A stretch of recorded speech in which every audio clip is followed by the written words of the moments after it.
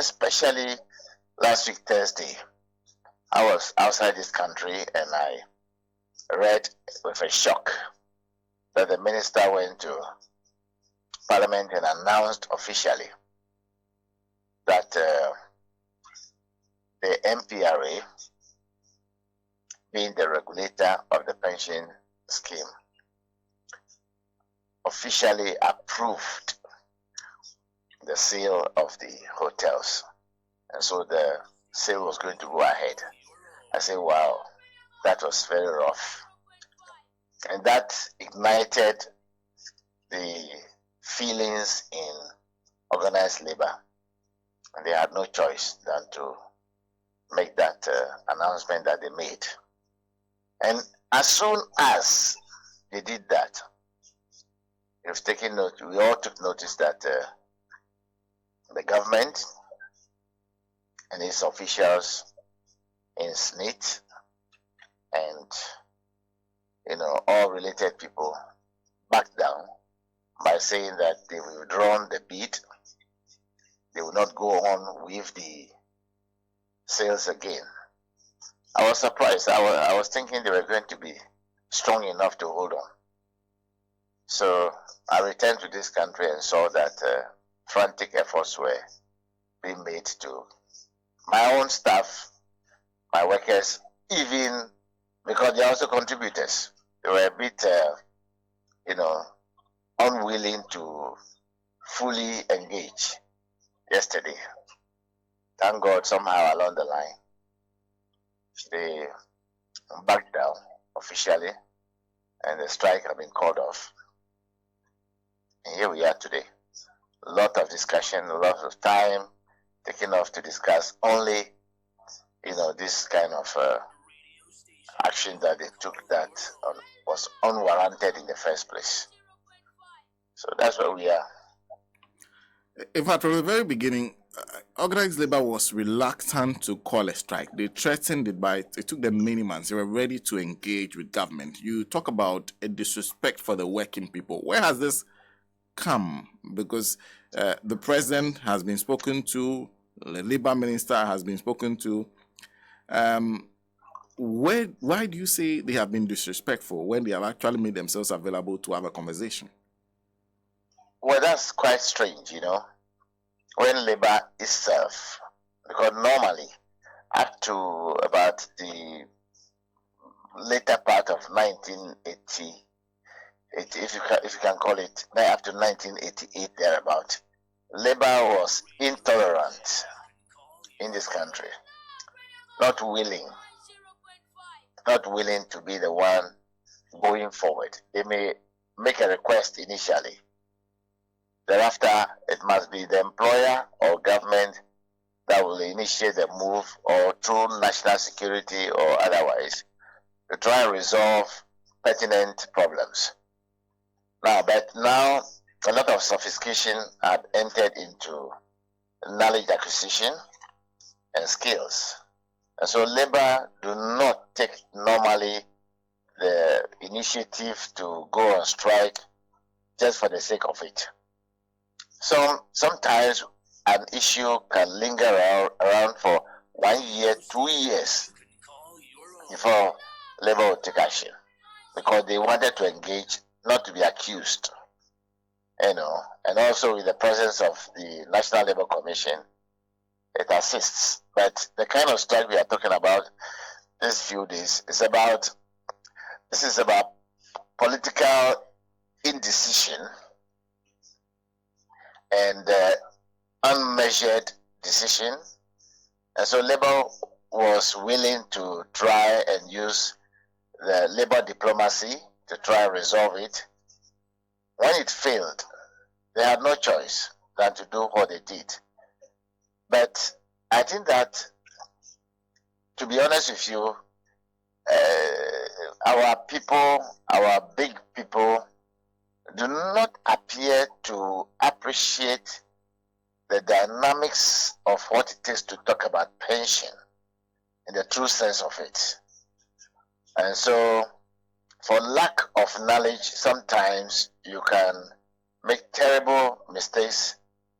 You can pretend you know, I mean, going to school and reading and writing does not make you anything extraordinary.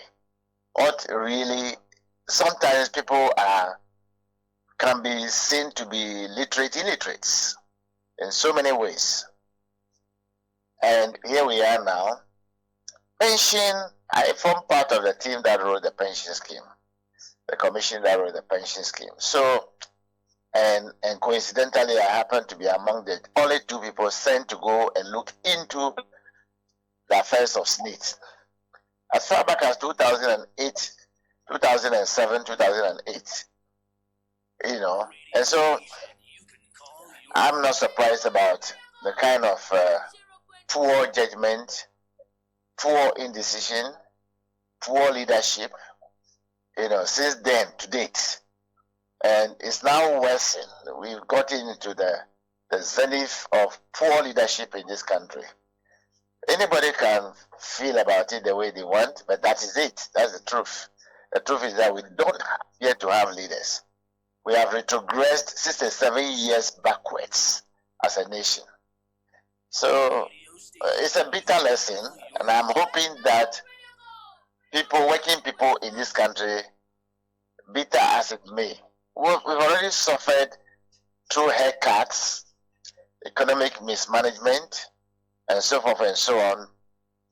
And here we are now, a lot of deterioration has set into our lifestyle.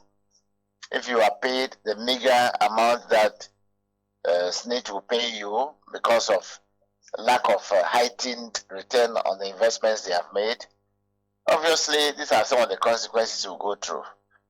So it's a bitter lesson though, but I hope we will not be able to put up with these things for the years ahead of us. Considering that this went as far back as the president, are you happy with the way in which leadership from SSNIT all the way to the president handled the matter? Well, a while ago I mentioned to you that this is about, we are at the height of the poorest of poor leadership in this country. Leadership is about value addition. It's about appreciative leadership. We are living in 21st century.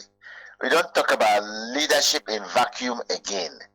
It's about an appreciative leadership into inquiry into things that are of benefit to the people. An appreciative inquiry means that you must, as a leader, add value to whatever step you take. If you don't add value, leave it alone. Anything, whether in your marriage, whether in your home, whether in the workplace, whether as management team, as presidency, as members of parliament, if whatever you open your mouth to say will not add value, leave it alone. Or don't even say at all.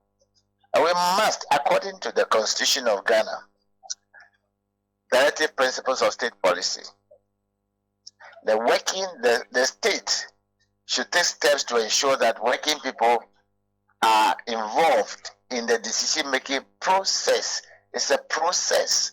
So it hasn't got an end. You are on until you find a common solution that will satisfy everybody.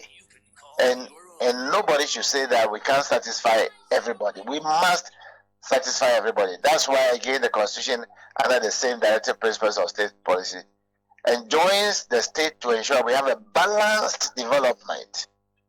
We are doing parochial, partisan, regionalism politics. And so this is what they have brought into SSNIT. SSNIT is not the property of Ghana government. The monies with SSNIT are held in trust for the owners of the contributors. The owners, the contributors are the workers, are the contributors, whoever is contributing to SSNIT. And they have no business doing anything that will make the people feel, disillusioned at all. But that's exactly what they assume that Ghana government is the owner of SSNIT. Ghana government is not the owner of SSNIT. In fact, the workers that work in SSNIT, their employer are the contributors and not Ghana government. They have been sending people to SSNIT to be employed under the canopy of filling in people, sometimes on partisan considerations. Whether it is past or today, that's not my concern. The issue is whatever is going on that is wrong. As a result, they are even overpopulated. We should be very, very careful in this country. SSNIT is overpopulated in terms of staff? Of course. Of course. And maybe, just maybe, because time is not on the side, we are living in injury time now. The present government, under normal circumstances, they shouldn't take any major decision again. Unless those things that are very urgent, critical. Otherwise, this is a transitional period. They should not. That's why they cannot have any by-election 6 months to election time. And so we don't expect a government, a president, to be actively taking major decisions from now until December 7. It's completely wrong. But we Ghanaians are very, timid people. Their anger comes up for a very long time. And thank God somehow the anger wins also quickly. And that's what it is. We are not the hot iron type, So they take advantage of it.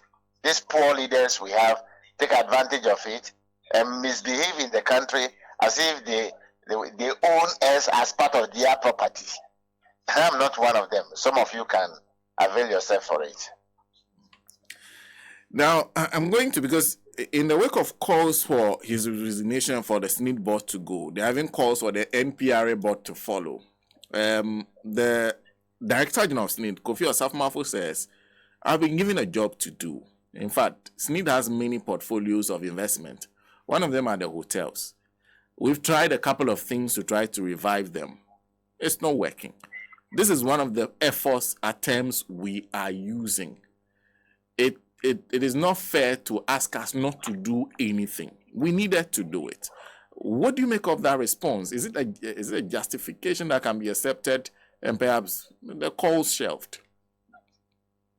I'm even surprised he was bold enough to do that. Particularly so when, how many days was he elevated to that place? Somebody was there and they took the person out without proper notice. He has forgotten that somebody was there. I wish him well, but somebody was there. And so he has got a job to do. Somebody had a job to do. So he shouldn't even be the one saying what he's saying. And it's being unfair to us, the contributors. So I think that he should sober and be humble enough to accept the mistakes they have done. Because if you are a person, including myself speaking, if you fail to acknowledge your mistakes, you are doomed to be repetitive of them. And that's what they are doing. You don't learn nothing. Reading and writing does not make you educated. I repeat, reading and writing and capable of speaking some English or some Ghanaian language does not make you educated at all. Mr. Gamey, so where did he fail? You said they made a mistake. What was the mistake they made? They should not even have started. They should not have started thinking about selling the hotel in the first place. Because hotel is an asset. And an asset can be turned around. Maybe for lack of knowledge, people are suffering. But the truth is this. If you have an asset, you can repackage that asset. You can reframe that asset until you get the value you want for it. And this until means you are very strategic. And you know exactly what you're about. Are there not hotels in this country? Are they not making it? Are they not changing management? Lancaster Hotel, used to be hot. Novotel used to be hot. The present Accra City Hotel used to be Novotel.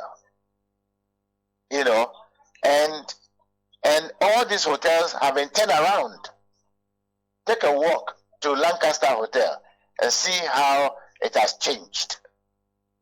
If you go to some hotels now, they are preparing to do refurbishment in those hotels. They are making profit. Their marketing people are not sleeping. So if you have engaged the services of people who do not have the capacity to manage a hotel, change them and change them again. Keeping, in particularly in hotel management, you don't leave one general manager in a hotel for the rest of the life of the hotel. Maybe maximum 4 years. Maybe maximum 4 years. That is why in the past, even teachers, even nurses, even police, they transfer them every other 3 years, 4 years, because familiarity can create a lot of corruption. Because hotel is a very viable asset and can be profitable. So if you have a typical Ghanaian who is not willing but is minded of corruption and is managing a hotel, hey, he can mismanage it for you. By the time you realize it's too late.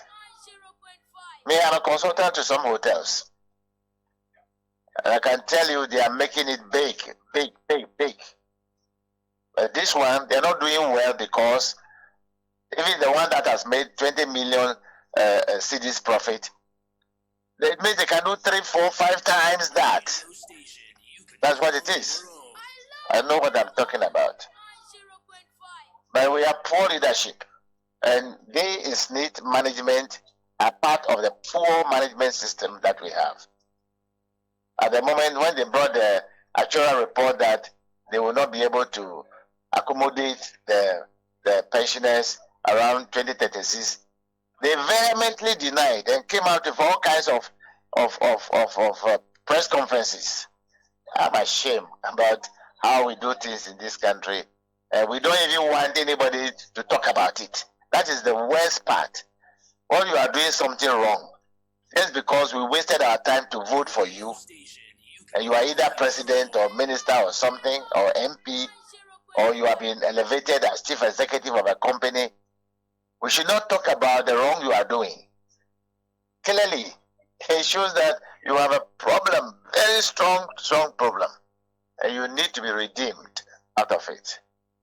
So that's the situation we find ourselves in. It's up to you, the press, to take a stand. I know how Radio Gold you have suffered already as a result of your intrusion into wanting to find out the right thing to be done. You suffered, immeasurably. But thank God you are coming up slowly but surely. But nobody should get disillusioned. Until death do you part from this world, go on doing your thing. If you have 5 minutes to your death time, still do it. When it's over, it's over. Thank you.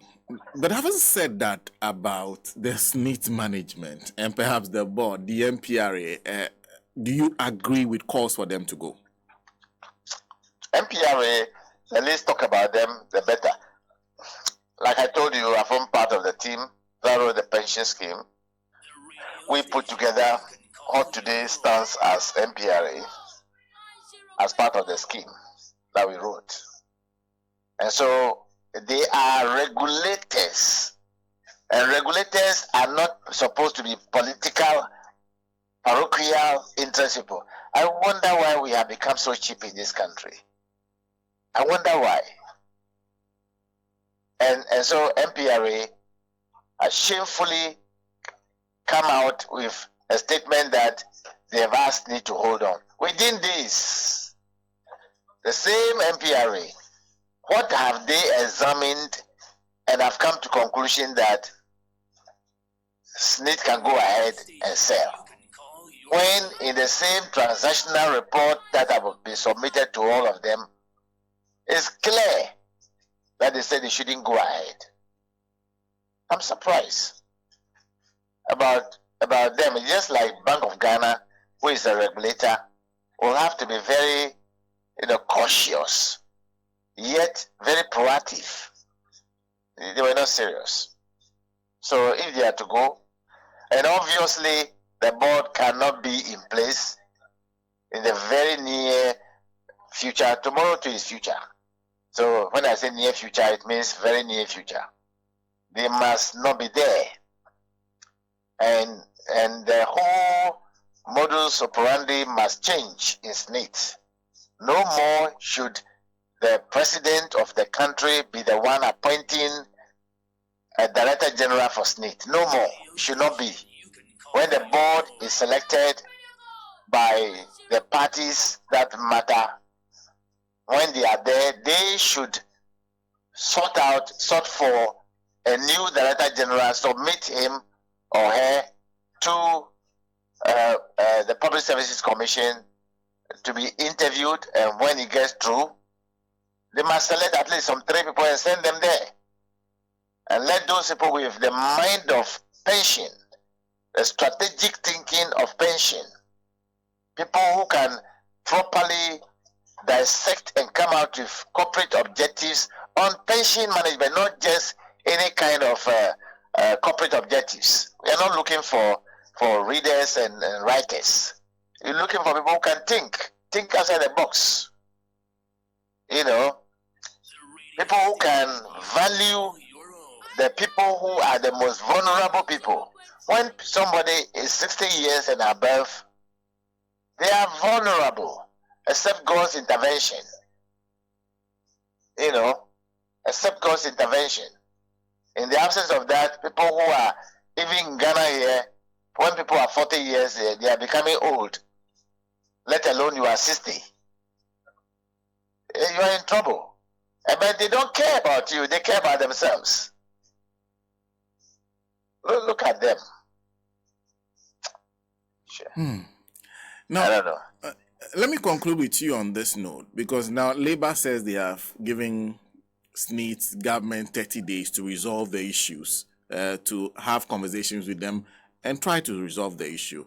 There are many people who hold the opinion that if you look at the history of Labour in this country, you're talking about what happened in the 80s, even in the 90s, there was still a lot of hotness within Labour. There are those who are of the opinion that Labour has become mild, and even this position is a mild position. They should have insisted that the matter is resolved now, that assurances are given that the hotels will not be touched, and the SSNIT board and the management should go if they cannot work to fix those hotels. What do you make of those opinions that's against Labour's position?